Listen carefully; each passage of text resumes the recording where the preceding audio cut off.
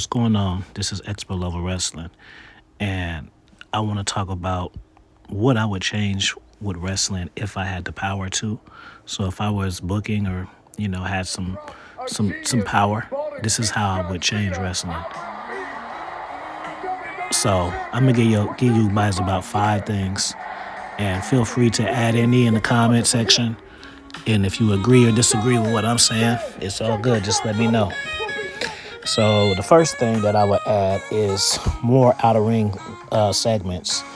I remember when I grew up, watching Mr. Perfect do all these different sports at the soccer field, at the hoop court, watching Undertaker bury fools in the actual coffin, the supermarket battle between Stone Cold and Booker T.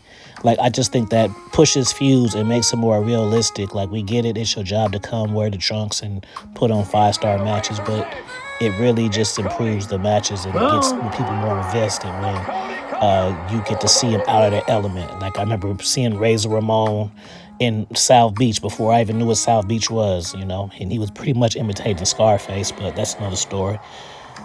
So yeah, I would want to see when people have beefs or feuds or even start feuds, the barbershop segment, whatever your favorite is. You put your favorite out of the ring segment in the comment section. Yeah, it just makes the storylines more better. And then when you get a payoff when you get the match. 2, more get to see the cats with their regular clothes on, like Seth Rollins.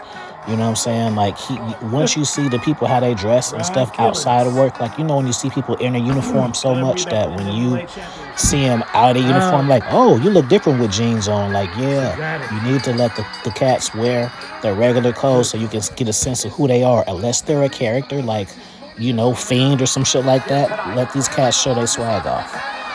That's 2. Number 3, you must have social media. You have to push the storylines through the social media. Once you sign the dotted line, you can't be like, oh, I ain't with social media like that. I ain't. When you sign to be a wrestler, then you got to be on social media like that. That's just what it is, bro.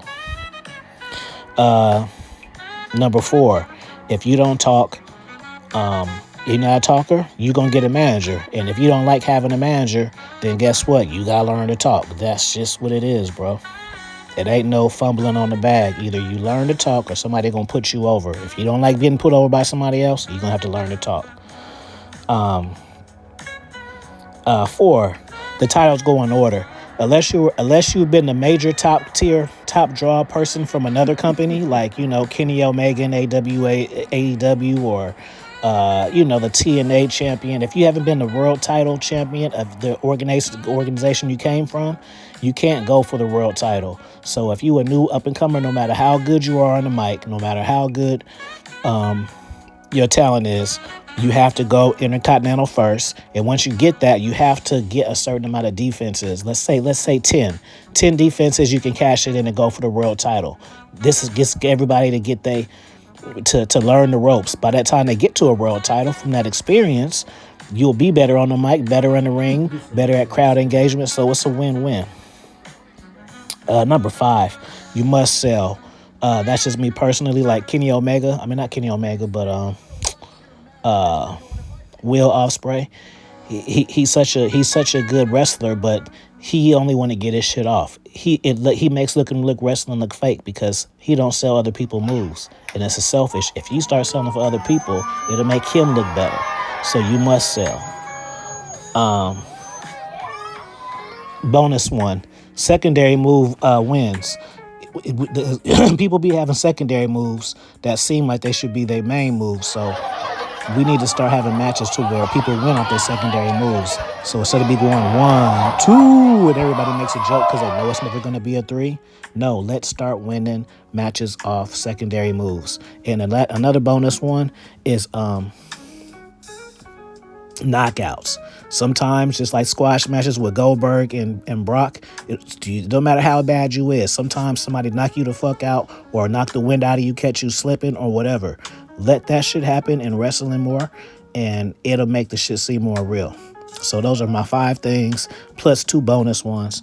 Feel free to add some in the comment section or whichever one stuck out. Let me know. Peace and blessings to you all. Like, share, and subscribe, and subscribe to me on follow me on Instagram. All right, peace, y'all. Oh yeah, one last thing I forgot to say is make sure you check me out on Amazon. Search Expo Level Wrestling, search AFI Kingdom on Amazon, and I got a series of wrestling books. A trilogy: Wrestling with Reality, The 30 Night Laws of Wrestling, and what's the other one? This is Wrestling. So I got a trilogy. I also got This is Wrestling Part 2 coming out. So make sure you follow me on Instagram so you can get updates on that. And when those books are dropping, then feel free to go to Amazon, AFI Kingdom, and then look for my 3 wrestling books. And let me know what you think. Drop some reviews. Other than that, peace, love, and hair grease.